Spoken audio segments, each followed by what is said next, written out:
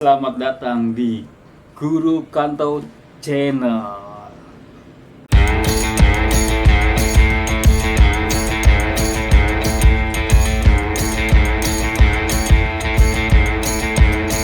Assalamualaikum warahmatullahi wabarakatuh. Video kali ini kita akan membahas tentang tutorial servis berkala sepeda motor. Ya, nanti ikutin sampai tuntas tutorialnya, semoga bermanfaat ya, kita ikutin dan check it out. Oke, selamat siang. Ini sekarang kita ada di SMK Nusantara 2 Jakarta, jurusan teknik kendaraan ringan dan teknik bisnis sepeda motor. Kebetulan untuk teknik sepeda motor sudah bekerja sama dengan wahana Honda. Kita masuk ke dalam ya. Ini masih libur ini. Masih gelap. Nah, ini gurunya nih, Pak Agus. Posisi bengkel seperti ini. Untuk sepeda motor.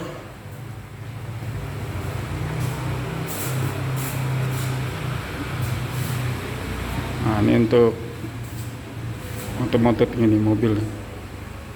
Kebetulan di sini unit sudah nggak pakai lagi stand-standan, langsung unit.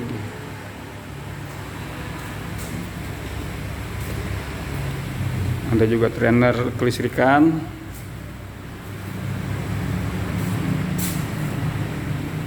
Ini dia.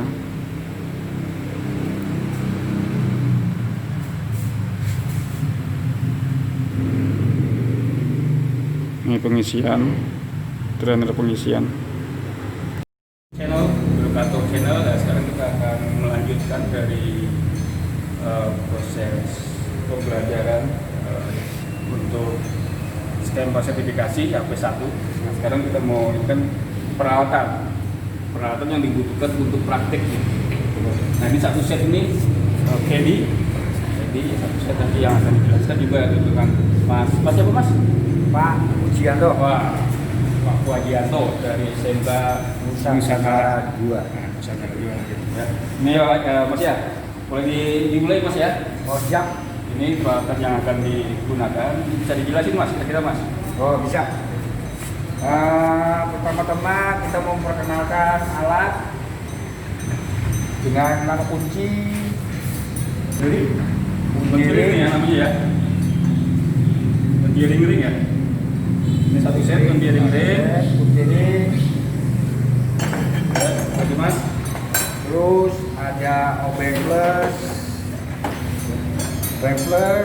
Satu set juga nih ya. Satu set ada obeng mie.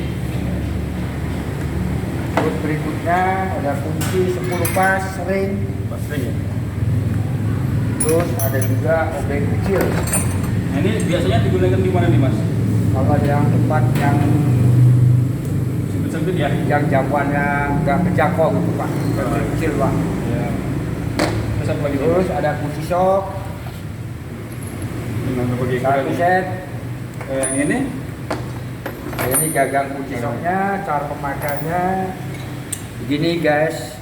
Nah, sip. Satu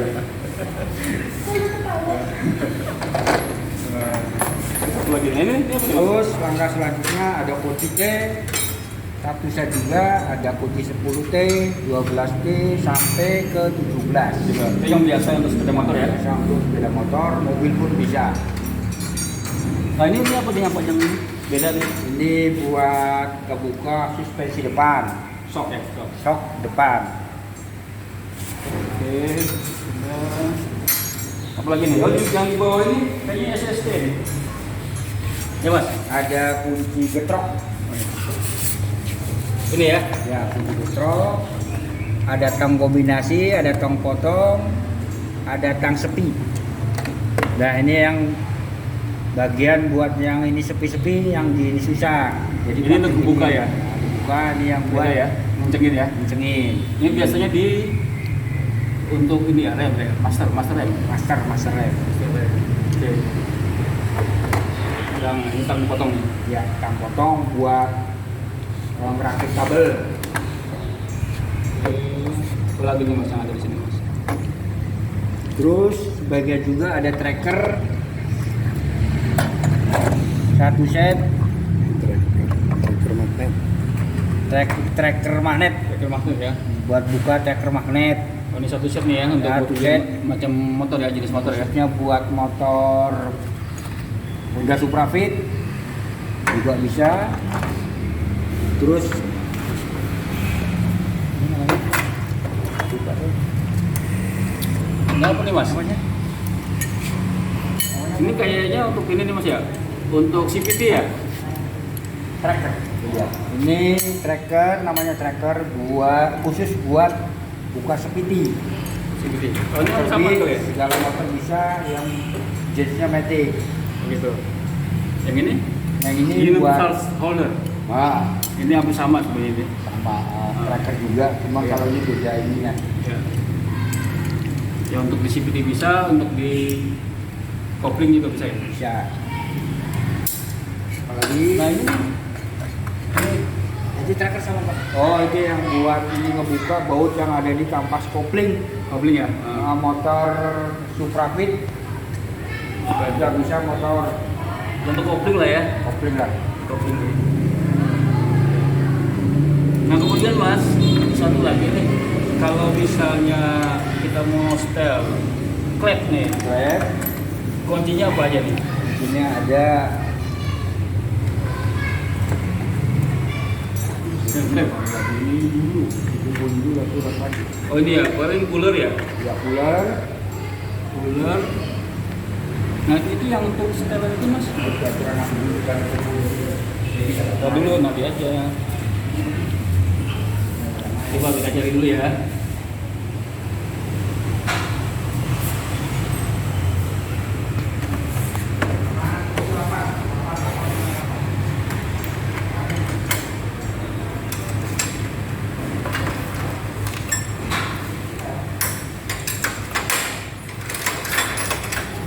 Nah, ini satu lagi nih. Ini juga penting juga. Ini yang bilang klep C nih untuk membuka klep. Misalnya mau oversize apa bukan oversize namanya itu membongkar ya, mau melepas klep. Melepas.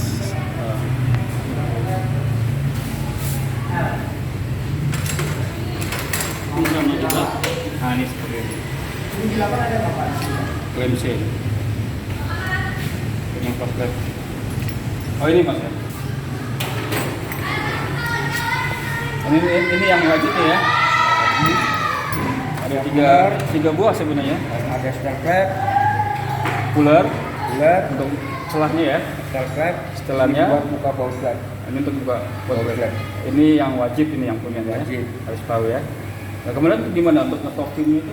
Tepinya Kunci apa? Pakai T atau sok atau T, ingat T Pak. T berarti? T. Pakai ini ya? Oh enggak, buat matinya. Tergantung ya. Oh ngetok. Oh tergantung kalau motor itu mah. Ya. Nanti kalau pada saat Paketnya bisa. praktek baru kita lebih jelas lagi. Itu lagi mas? Kira-kira Kalau untuk motor cukup kali. cukup ya, ini satu set nih ya pokoknya ya untuk buka bengkel juga bisa ya. Iya. Kalau untuk motor udah cukup lah alatnya. Oke, kita bahas lagi tentang alat ukur. Ya di sini sudah sebagian ada. Salah satunya adalah ini adalah hidrometer untuk mengukur berat jenis dari aki, air aki maksudnya. Oke, kemudian ini fuller ini untuk mengukur celah klep ya, fuller ya, gap. Kemudian ini multimeter adalah untuk pengukuran kelistrikan nantinya. Kemudian ini pressure gauge untuk mengukur tekanan dari kompresi mesin. Kemudian ini tire gauge untuk mengukur tekanan angin ban. Kemudian ini adalah kunci momen ya untuk mengetahui kekuatan dari pengencangan nantinya. Kemudian di sini ada jangka sorong juga ya atau Sigma. Lanjut lagi, tadi review sedikit tentang peralatan alat ukur ya untuk praktek perawatan berkala sepeda motor. Nah sekarang di sini kita akan mereview lagi jangka sorong ya. Nah ini bentuknya jangka sorong gitu. Ada 3 dimensi yang bisa diukur. Oke, ini diameter dalam untuk mengukur diameter dalam, kemudian ini untuk mengukur diameter luar atau ketebalan. Oke, dan kemudian ini kedalaman gitu ya. Nah kemudian di sini ada rahang tetap dan rahang geser, bisa digeser-geser soalnya ya. Kemudian yang ini bagian yang kecil, oke, nah ini untuk kunci supaya rahang gesernya nggak bergerak pada saat pembacaan. Oke, jangan lupa ini selalu setelah pengukuran dikunci supaya nggak bergerak. Oke, nah sekarang kita lihat di depan sini ada angka yang di skala tetap ini, rahang tetap ini ada angka yang di bawah mili, sedangkan yang di atas adalah inci. Tapi kita di Asia lebih banyak kita menggunakan yang mili, berarti yang di bawah. Oke, kemudian yang di sini juga sama. Nah di sini skala utama yang bergerak ini, angka-angka ini adalah skala nonius. Nah jangka sorong ini mempunyai ketelitian, tingkat ketelitian 0,05, ada juga yang 0,02, tapi yang sekarang adalah 0,05 ya. Berarti setiap satu strip itu nilainya 0,05 gitu ya. Nah gimana cara membacanya, bisa di zoom, gimana cara membacanya kan gitu. Nah yang di rangka di rahang tetap ini yang ada angka-angka itu adalah skala utama 0, 0,1, 10, angka 1 ini kita sebut adalah 10 gitu ya. Nah sekarang yang untuk menunjukkan angka nonius skala utama yang kadang-kadang salah kaprah itu, untuk menentukan skala utama itu adalah garis angka 0 di skala nonius, bukan di pinggir. Kadang-kadang sering kita jumpain itu di pinggir, padahal seharusnya diangkat di 0. Pasti semua sudah tahu lah itu, karena mungkin kurang latihan, jadi seperti itu. Oke, jadi yang menentukan skala utama adalah angka 0 di skala nonius. Oke, nah kemudian kalau sudah, kita cari yang segaris antara skala utama dan skala nonius, kita langsung baca. Ingat, ini adalah alat ukur, alat yang memudahkan kita untuk membantu kita untuk mengukur. Jadi bukan mempersulit. Kalau nggak bisa menggunakan ini berarti bukan alat ukur namanya. Namanya alat ukur adalah membandingkan. Nah ini adalah pembandingnya gitu, jangan sampai salah sedikit 0,01 resikonya besar gitu. Ya nanti bisa dipraktikkan lagi nanti sambil jalan. Ini untuk menentukan menjelaskan aja ini. Ya, yang jelas intinya di sini di skala di sini yang 0,05 ini tingkat ketelitian yang penting 0,05 atau 0,02 dia. Itu nilai satu stripnya adalah 0,05 atau 0,02. Oke, itu dulu review untuk jangka sorong. Kita beralih ke ini alat ukur kelistrikan. Multimeter namanya, multimeter atau avometer. Avo berarti A-nya adalah ampere, V-nya adalah volt, tegangan, ampere arus, kemudian tahanan, ohm, bukan ohmnya om tante, ohm, ini tahanan. Oke, di situ ada kali 1, kali 10, kali 100, kali 1 kilo sampai kali 10 kilo. Ini rank yang mana yang akan kita gunakan tergantung. Kemudian untuk sepeda motor atau yang di otomotif lah yang sering kita gunakan adalah tahanan dengan volase, tegangan gitu. Nah di sini rotary speed, bro, ganti dulu, maklum murahan. Coba yang ini. Oke, ini kabel positif warna merah, ini standar ya, standar. Kemudian kabel yang warna hitam negatif. Oke, seperti itu ya. Nah ini display. Yang paling atas adalah nilai tahanan, dia cukup 1 dari 0, beda ya nolnya ya, nolnya itu sebelah kiri. Nah sampai sana tuh tak terhingga paling atas. Jadi nanti pada saat kita menentukan itu tinggal dikalikan aja, kali 1 ya kali 1 nilainya, kali 2 kali 10 pembacaan dikali 10 dan seterusnya. Nah setiap tahanan harus dikalibrasi. Ingat, cuma tahanan ini sering kita temukan nih pada saat mengukur tegangan baterai dikalibrasi. Kok kan harus dikalibrasi semua kan ya? Ya enggak, kalibrasi itu di tahanan. Tapi kalau misalnya di DC itu bukan kalibrasi tapi mengenolkan yang di sini. Itu bisa juga karena mungkin nggak standar, nggak pas di 0 untuk DC. Ya ini yang tengah ini. Ya. Bisa di setel atau min. Kalau tahanan nolnya kan di sini, kelihatan. Nah, adjusternya mengenolkan yang ini, nih, beda ya, beda. Ya, tapi jangan sampai pada saat mau mengukur baterai misalnya, saya mau mengadjuster dulu Pak, mengenolkan, gitu. Nah ini kan baterai contohnya nih, baterai. Berarti kan posisinya adalah di DC volt.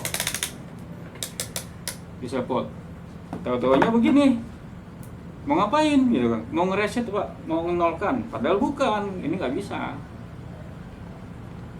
Tapi kalau misalnya nyari nilai tahanan, baru kita gunakan ini. Nah, misalnya contoh gini, kita kali 10 misalnya. Kabel ini kita dekatkan, bergerak kan, kita lihat pas gak 0, kalau nggak pas kita nolkan. Sebentar ya, sambil di bisa sini.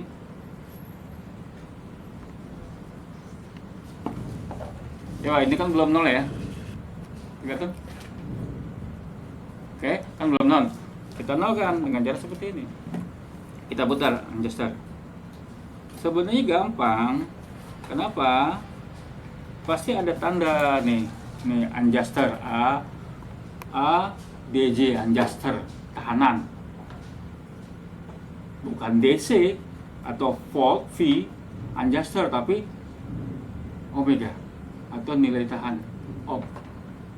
Sudah jelas, berarti cuma yang untuk adjuster ini yang bagian sini nih untuk tahanan doang, jangan salah ya. Nah kalau sudah pas 0, kelihatan. Nah, barulah kita melakukan pengukuran. Ini untuk mengukur tahanan ya, tahanan. Atau juga untuk mengukur putus atau tidaknya kabel.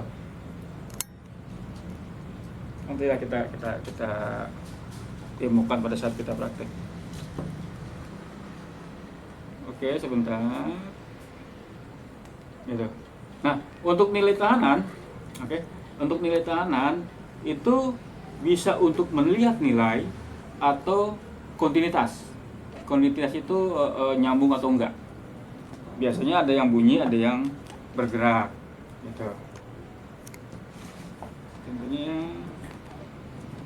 misalnya gini, ini kabel ya, anggapnya ini kabel ya. Berarti nyambung. Contoh ini, kita mengukur nih, masih bagus atau enggak.